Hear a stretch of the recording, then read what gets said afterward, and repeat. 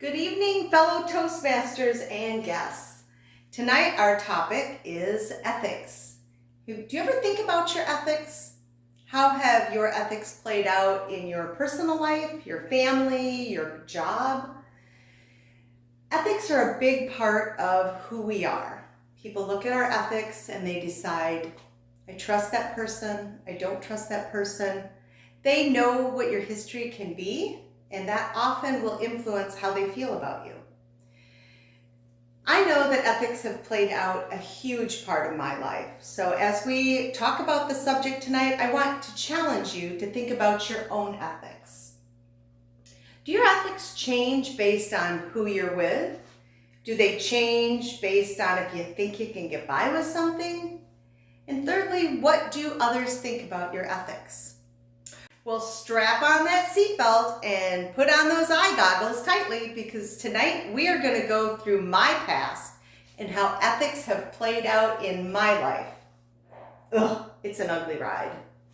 But let's get started. I have 3 incidences that I had in my history. The first one was lying. My parents taught me very well their ethics as they were building their business, and then they would talk to us about their customers, their employees, different situations that arose during the day. We talked about this stuff at the dinner table. And as a young kid in my teens, remember I'm kid number 5, and I always had to challenge my parents. So lying seemed to be the first one I tried out. When I was about 16 or 17, I remember vividly lying to my mom. Hey, Cindy, don't you have a date tonight? Oh, yeah, I do. We're going to the movie. You're not going to the drive-in, I hope. Oh, Mom, no, we're going to see Star Wars. Haven't you already seen Star Wars? Yeah, I guess a lot of people are watching it a bunch of times. Apparently it's a good movie. Not that I thought it was a good movie. One time was enough for me, but no, Mom, we're going to Star Wars. Okay, just remember, no drive-ins. Of course, I knew we were going to a drive-in. We weren't going to see Star Wars. And that lie put me in a very awkward and bad situation when I was 16. The second ethic that I did was cheating. I was about a sophomore, junior in high school, and I was really struggling in my new school.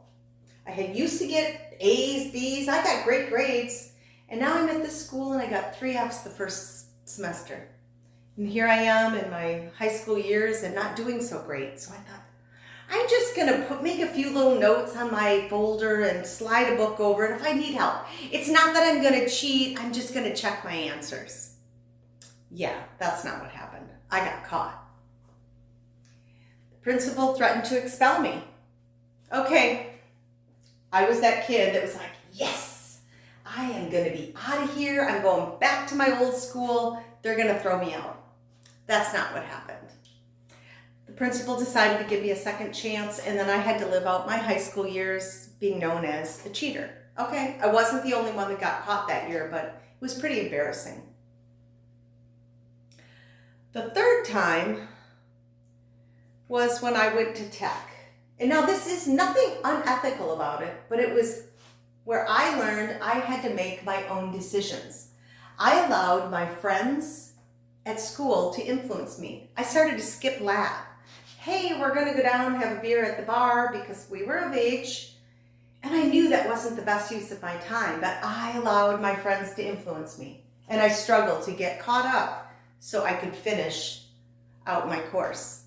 I graduated, but it really started to impede in my mind, what am I doing? I alone am responsible for my ethics, and I had to start making better choices.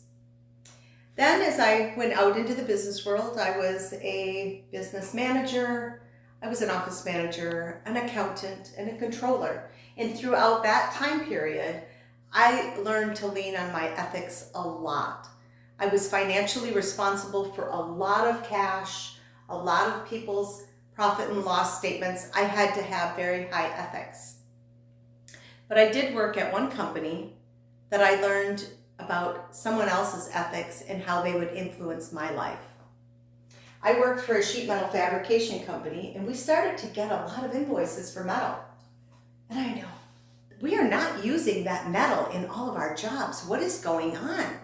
So I walked out into the shop and said, hey Jim, hey Paul, what's up with all this sheet metal that we're buying? I know that we're not using this much on the jobs that I'm billing out.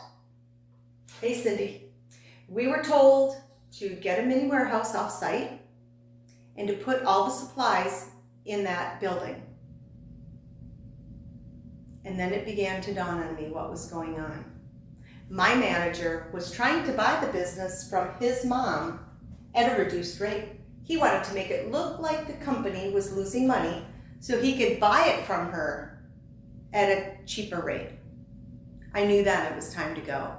I have been richly blessed with awesome bosses and a couple of them that weren't so ethical. And I knew those type of things challenged who I thought I was and who I wanted to be associated with. So I'm going to share with you a couple of quotes. The first quote is from Proverbs 14:9.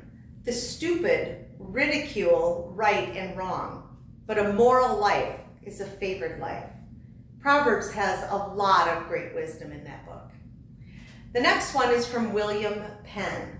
Wrong is wrong even if everyone is doing it. And right is right even if no one is doing it. So I want to challenge you. Think about your own ethics. How have you allowed them to play out in your past? How are you working through your ethical dilemmas now? And what do you want your ethics to look like in the future? So as you leave tonight, think about your ethics and how you will live out good ethics tomorrow morning.